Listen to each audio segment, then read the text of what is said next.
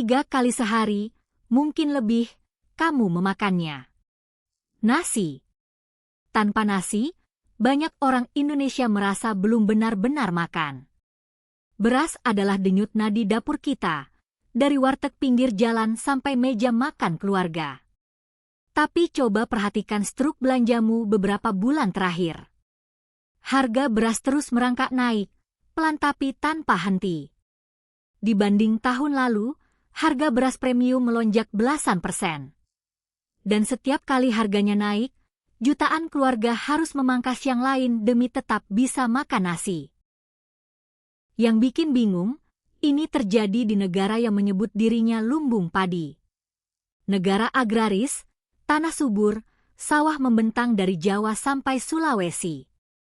Kita bahkan tahun ini tidak mengimpor beras untuk konsumsi umum karena produksi diklaim melimpah. Jadi kalau berasnya banyak, kenapa harganya justru naik? Kenapa negara penghasil padi malah rakyatnya menjerit soal harga nasi?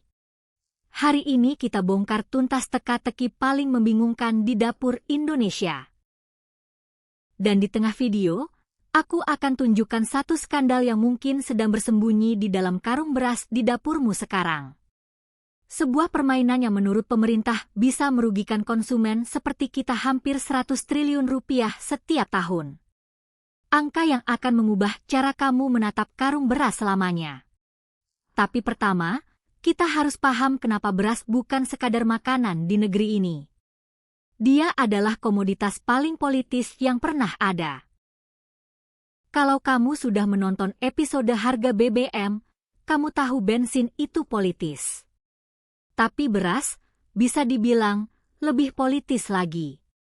Sepanjang sejarah Indonesia, harga beras adalah garis merah yang tidak boleh disentuh sembarangan. Lonjakan harga beras pernah ikut menyulut kejatuhan kekuasaan. Karena beras menyentuh perut rakyat paling bawah secara langsung. Ketika harga bensin naik, orang mengeluh. Ketika harga beras naik, orang bisa marah. Maka setiap pemerintah menjaga harga beras seperti menjaga stabilitas negara itu sendiri. Untuk paham kenapa beras begitu sakral, kita harus melihat sejarahnya. Di era Orde Baru, swasembada beras adalah proyek kebanggaan nasional.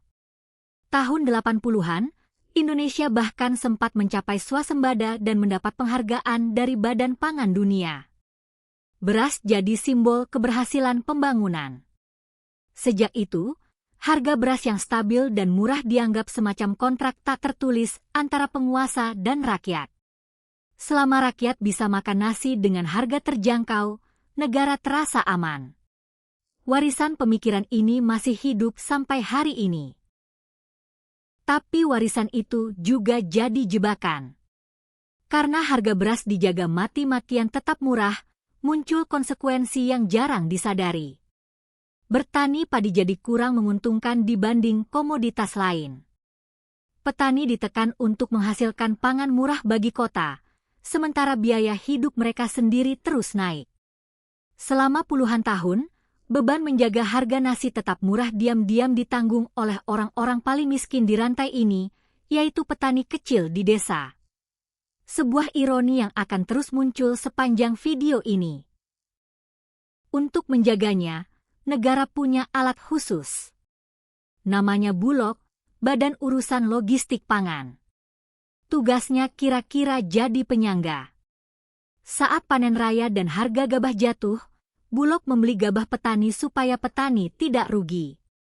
Saat paceklik dan harga beras melonjak, Bulog menggelontorkan stoknya ke pasar supaya harga turun.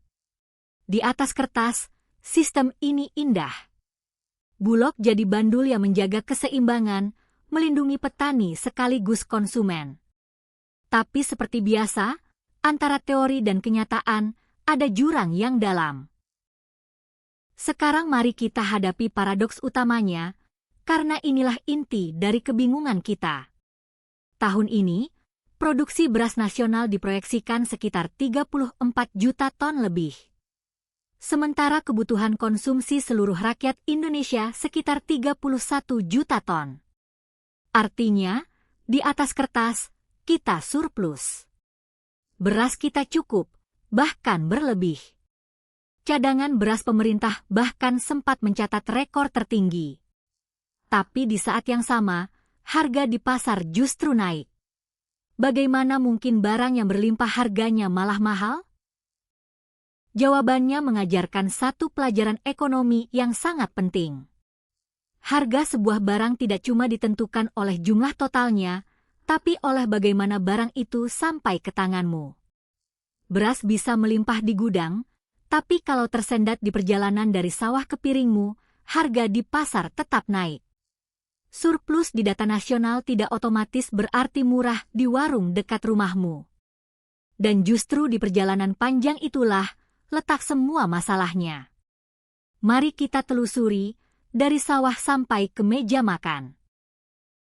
Perjalanan sebutir beras dari sawah ke piringmu ternyata jauh lebih panjang dari yang kamu bayangkan. Dimulai dari petani yang menanam dan memanen padi berbentuk gabah. Gabah itu dijual ke pengumpul atau tengkulak. Dari sana masuk ke penggilingan untuk diubah jadi beras. Beras lalu dijual ke pedagang besar, disimpan di gudang, didistribusikan ke pedagang grosir, lalu ke pedagang eceran di pasar, baru akhirnya sampai ke tanganmu. Setiap perpindahan tangan menambah ongkos angkut, ongkos simpan, dan marin keuntungan.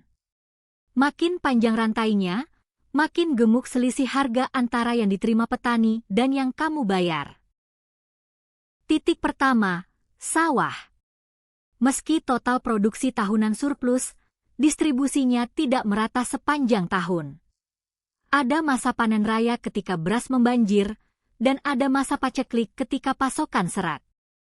Dan tahun ini ada masalah tambahan. Di periode tertentu, produksi turun cukup tajam dibanding tahun lalu, sebagian karena cuaca. Fenomena iklim seperti kekeringan panjang dan hujan ekstrim membuat sebagian panen gagal atau mundur. Ketika pasokan segar berkurang di satu periode, harga langsung bereaksi naik, tak peduli angka surplus tahunan. Titik kedua, biaya produksi petani yang terus naik. Menanam padi itu tidak gratis. Petani harus membeli benih, pupuk, membayar upah tenaga kerja, menyewa lahan atau alat. Ketika harga pupuk naik, atau upah naik, atau, ingat episode BBM kita, ketika harga bahan bakar naik sehingga ongkos traktor dan pompa air ikut naik, semua biaya itu pada akhirnya menempel di harga gabah. Petani tidak mungkin menjual rugi terus-menerus. Jadi kenaikan biaya di hulu pelan-pelan merambat jadi kenaikan harga beras di hilir. Titik ketiga, dan ini yang paling menyakitkan bagi rakyat, biaya logistik dan distribusi. Indonesia adalah negara kepulauan raksasa. Beras dari sentra produksi di Jawa atau Sulawesi harus diangkut jauh ke daerah lain, lewat truk, kapal, gudang, lalu pedagang besar, pedagang kecil, baru sampai ke warung. Setiap tahap menambah ongkos dan marin. Dan begitu harga BBM naik, seperti yang kita bahas di episode lalu, seluruh rantai angkut ini ikut naik. Beras yang harganya wajar di sawah, bisa membengkak jauh saat sampai di pasar kota. Titik keempat, persaingan berebut gabah. Ini menarik. Dulu Bulog nyaris jadi pembeli tunggal gabah petani. Sekarang, penggilingan dan pedagang swasta besar juga berlomba menyerap gabah langsung dari petani, kadang dengan harga lebih tinggi dari Bulog. Bagi petani, ini kabar baik, harga jual mereka naik. Tapi efek sampingnya, harga bahan baku beras jadi ikut terkerek naik, dan Bulog kesulitan mengumpulkan stok dengan harga patokan. Persaingan yang sehat di satu sisi, tapi ikut mendorong harga akhir naik di sisi lain. Titik kelima, dan ini sering jadi kambing hitam sekaligus biang asli, para pemain di tengah. Antara petani dan kamu, ada banyak lapisan perantara. Tengkulak yang membeli gabah di desa, penggilingan yang mengubahnya jadi beras, pedagang besar yang menimbun dan mendistribusikan, lalu pedagang eceran. Setiap lapisan wajar mengambil untung. Tapi kalau ada pemain besar yang menguasai stok dalam jumlah raksasa, dia bisa menahan pasokan saat harga mulai naik, menunggu harga makin tinggi, baru melepasnya. Praktik menimbun untuk mendongkrak harga inilah yang membuat harga bisa liar meski stok nasional aman. Nah, untuk menjaga harga tetap terjangkau, pemerintah memasang satu aturan yang kita sudah kenal polanya dari episode BBM dan batu bara. Harga eceran tertinggi, disingkat HET. Ini batas harga maksimal beras boleh dijual. Untuk beras premium di wilayah Jawa dan sekitarnya, misalnya, dipatok di kisaran Rp15.000 per kilogram. Niatnya melindungi konsumen. Tapi kalau kamu ingat pelajaran dari episode-episode sebelumnya, kamu pasti sudah bisa menebak. Setiap kali ada dua harga untuk barang yang sama, lahirlah godaan untuk curang. Dan disinilah, seperti yang aku janjikan di awal, kita sampai pada skandalnya. Karena masalah terbesar beras Indonesia belakangan ini bukan cuma soal harga naik, tapi soal apa yang sebenarnya ada di dalam karung yang kamu beli. Pemerintah, lewat Kementerian Pertanian dan Satuan Tugas Pangan, melakukan sesuatu yang jarang dilakukan. Mereka mengambil ratusan sampel beras bermerek dari pasaran, lalu mengujinya di laboratorium. Hasilnya membuat publik geram. Karena ternyata, banyak beras yang kita beli bukan seperti yang tertulis di kemasannya. Dari ratusan sampel yang diuji di belasan laboratorium di berbagai provinsi, ditemukan lebih dari 200 merek beras premium dan medium yang tidak sesuai standar. Entah mutunya tidak sesuai, beratnya kurang dari yang tertera, atau harganya melebihi HET, yang paling parah, praktik yang disebut beras oplosan. Beras kualitas rendah, penuh butir patah, dikemas dan dijual sebagai beras premium dengan harga premium. Dalam beberapa sampel, kandungan beras patahnya mencapai hampir 60%, padahal untuk kategori premium, batasnya seharusnya cuma sekitar 15%. Bagaimana caranya oplosan ini bisa lolos begitu lama? Karena beras adalah barang yang sulit dinilai mata awam. Bagi kebanyakan orang, beras putih ya beras putih. Kita percaya begitu saja pada label di kemasan, pada merek, dan pada harga. Nah, kepercayaan buta itulah yang dimanfaatkan. Beras patah dan beras utuh dicampur dengan takaran yang sulit dibedakan tanpa alat. Ditambah kemasan mewah dan klaim premium, konsumen tidak punya cara mudah untuk mengecek. Sama seperti emas bercap palsu yang pernah kita bahas, di sini pun benteng terakhir kepercayaan pembeli dijebol dari dalam. Coba resapi apa artinya ini buat kamu. Kamu membayar harga beras premium, mengira mendapat kualitas terbaik untuk keluargamu. Tapi yang kamu terima, sebagian besar, adalah beras patah kualitas rendah yang disamarkan. Kamu ditipu di dapurmu sendiri, di kebutuhan paling dasar. Dan ini bukan kasus 1-2 toko nakal. Ini praktik yang begitu luas sampai pemerintah memperkirakan total kerugian konsumen dari permainan mutu, berat, dan harga beras ini bisa mencapai hampir 100 triliun rupiah setiap tahun. Uang rakyat, dari kantong jutaan keluarga, menguap diam-diam lewat karung beras. Angka hampir 100 triliun rupiah per tahun itu sulit dibayangkan, jadi mari kita terjemahkan. Itu setara dengan puluhan juta keluarga yang setiap bulan diam-diam kehilangan uang, hanya karena beras yang mereka beli tidak sesuai dengan yang dijanjikan di kemasan. Ini bukan pencurian dengan pistol. Ini pencurian dengan timbangan dan label. Lebih halus, tapi korbannya jauh lebih banyak, karena menyentuh hampir setiap rumah tangga di Indonesia yang makan nasi. Inilah wajah asli dari mafia pangan yang selama ini cuma jadi istilah samar di berita. Pemerintah pun menyatakan perang terbuka. Menteri Pertanian turun langsung, membongkar kasus demi kasus, dari beras oplosan sampai pupuk palsu. Satuan Tugas Pangan menangani puluhan kasus mafia beras. Merek-merek besar dipanggil, digerebek, dan diminta bertanggung jawab. Ini langkah yang layak diapresiasi. Tapi para pengamat mengingatkan, memberantas mafia pangan itu seperti memotong kepala hidra. Potong satu, tumbuh dua. Selama akar masalahnya, yaitu selisih harga dan lemahnya pengawasan mutu, belum dibereskan, pemain baru akan selalu muncul. Sekarang mari kita mundur dan lihat gambaran yang lebih besar. Kenapa negara yang menyebut dirinya lumbung padi bisa serapuh ini soal beras? Ada beberapa penyakit struktural yang sudah lama menggerogoti. Pertama, alih fungsi lahan. Setiap tahun, ribuan hektare sawah subur, terutama di Jawa, disulap jadi perumahan, pabrik, dan jalan. Lahan yang dulu menghasilkan padi, kini menghasilkan beton. Sawah yang hilang tidak pernah benar-benar tergantikan, dan kemampuan produksi kita perlahan tergerus dari dalam. Kedua, petani yang menua dan kesejahteraan yang stagnan. Rata-rata usia petani Indonesia terus bertambah, sementara anak-anak muda enggan turun ke sawah karena dianggap tidak menjanjikan. Bertani padi seringkali menghasilkan untung yang tipis, rentan gagal panen, dan tidak sebanding dengan kerja kerasnya. Kalau generasi muda terus meninggalkan sawah, siapa yang akan menanam beras untuk kita 20 tahun lagi? Ini bom waktu ketahanan pangan yang jarang jadi headline, tapi jauh lebih menakutkan dari kenaikan harga sesaat. Ketiga, ketergantungan pada satu pulau.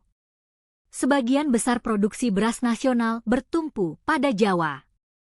Padahal Jawa adalah pulau yang lahannya paling cepat menyusut karena pembangunan dan kepadatan penduduk. Menaruh terlalu banyak beban pangan di satu pulau membuat seluruh sistem rapuh. Kalau panen di Jawa terganggu cuaca atau hama, seluruh negeri ikut terguncang harganya. Diversifikasi lumbung ke luar Jawa sudah lama dibicarakan, tapi jalannya lambat karena butuh irigasi, jalan, dan investasi besar. Dan inilah ironi yang paling menyakitkan hati. Di tengah semua kenaikan harga ini, apakah petani, orang yang paling berkeringat, ikut menikmati? Seringkali tidak. Banyak petani kecil menjual gabah mereka saat panen raya, justru ketika harga sedang paling rendah, karena mereka butuh uang cepat dan tidak punya gudang untuk menyimpan. Lalu beberapa bulan kemudian, mereka membeli beras untuk dimakan sendiri di harga yang sudah tinggi. Petani menjual murah, membeli mahal.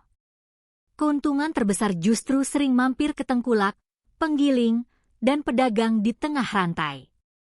Bukan ke tangan yang menanamnya. Ada satu program yang niatnya menolong tapi ikut memperumit, yaitu bantuan pangan. Untuk meredam dampak harga mahal ke rakyat miskin, pemerintah rutin membagikan bantuan beras ke jutaan keluarga penerima. Ini benar-benar membantu meringankan beban di dapur rakyat kecil. Tapi di sisi lain, membeli beras dalam jumlah raksasa untuk dibagikan juga menyedot stok dan bisa ikut menggerakkan harga pasar. Menyeimbangkan antara membantu yang miskin dan tidak mengguncang harga adalah tarik ulur yang tidak pernah benar-benar selesai. Sekali lagi, tidak ada solusi yang gratis dari efek samping. Ada satu babak sejarah kelam yang membuktikan betapa berbahayanya beras kalau salah urus, dan ini penting kamu tahu. Kembali ke krisis moneter 98 yang pernah kita bahas di episode pertama. Saat itu, di puncak krisis, harga beras ikut meroket dan pasokan langka. Orang-orang antre panjang, menyerbu toko, dan kelaparan mengintai. Kelangkaan beras menjadi salah satu pemicu yang mengubah kemarahan ekonomi menjadi kerusuhan sosial. Sejak itu, setiap pemimpin Indonesia paham betul, mengabaikan harga beras sama saja bermain api dengan stabilitas negara. Itulah kenapa ketika harga beras naik, reaksi pemerintah selalu cepat dan panik. Operasi pasar digelar, Bulog diperintahkan menggelontorkan stok, razia digencarkan. Tapi tindakan-tindakan darurat ini sering hanya menyembuhkan gejala, bukan penyakitnya. Ibarat memberi obat penurun panas tanpa mengobati infeksinya. Harga turun sebentar saat operasi pasar, lalu naik lagi begitu bantuan berhenti. Karena akar masalahnya, distribusi yang bocor, produksi yang rapuh, dan mafia yang bermain tidak pernah benar-benar tersentuh. Kita terjebak dalam siklus panik yang berulang setiap tahun. Bandingkan dengan negara lain untuk melihat perspektif. Thailand dan Vietnam, tetangga kita, adalah pengekspor beras raksasa dunia dengan produktivitas lahan yang sering lebih tinggi. Mereka menata rantai pasok dan riset benih dengan serius selama puluhan tahun. Kita, dengan penduduk jauh lebih besar dan pemakan nasi paling rakus, justru berjuang keras sekadar untuk swasembada. Bukan karena tanah kita kurang subur, tapi karena tata kelola, teknologi, dan perlindungan petaninya belum sekuat mereka. Sekali lagi, masalah kita jarang di alamnya. Hampir selalu di pengelolaannya. Lalu apa solusinya? Para ahli menyebut beberapa. Modernisasi pertanian supaya hasil per hektar naik, jadi lahan yang ada menghasilkan lebih banyak. Memangkas rantai distribusi yang terlalu panjang, supaya selisih harga dari sawah ke meja tidak segila sekarang. Menegakkan hukum keras terhadap mafia beras dan kecurangan mutu, supaya kamu mendapat apa yang kamu bayar. Melindungi lahan sawah dari alih fungsi. Dan membuat bertani kembali menguntungkan, supaya generasi muda mau kembali ke sawah. Semua ini sudah lama diketahui. Yang kurang, selalu, adalah konsistensi menjalankannya. Ada juga solusi jangka panjang yang sering dilupakan, yaitu diversifikasi pangan. Ketergantungan ekstrim orang Indonesia pada nasi sebenarnya adalah kerapuhan tersendiri. Padahal negeri kita kaya sumber karbohidrat lain, singkong, jagung, sagu, ubi, sukun. Dulu banyak daerah punya makanan pokok selain beras. Tapi puluhan tahun kebijakan yang menyeragamkan beras sebagai makanan pokok nasional justru mengikis keberagaman itu. Kalau saja sebagian konsumsi bisa bergeser ke sumber lain, tekanan pada beras berkurang, dan ketahanan pangan kita jauh lebih kuat. Ini bukan soal berhenti makan nasi, tapi tidak menaruh semua harapan di satu bulir. Ada juga peran yang bisa kamu mainkan sebagai konsumen. Sekarang kamu tahu soal beras oplosan, kamu bisa lebih kritis. Perhatikan kualitas beras dibanding harganya, laporkan kalau menemukan kecurangan berat atau mutu, dan dukung program yang transparan. Konsumen yang sadar dan bersuara adalah mimpi buruk bagi mafia pangan, sama seperti yang kita bahas di episode tiket konser. Perubahan besar seringkali dimulai dari cukup banyak orang yang menolak diam saat ditipu di kebutuhan paling dasarnya. 3 pelajaran dari kisah beras ini. Pertama, jumlah yang melimpah tidak menjamin harga yang murah. Yang menentukan harga di tanganmu adalah seluruh perjalanan barang itu, bukan cuma angka produksi di atas kertas.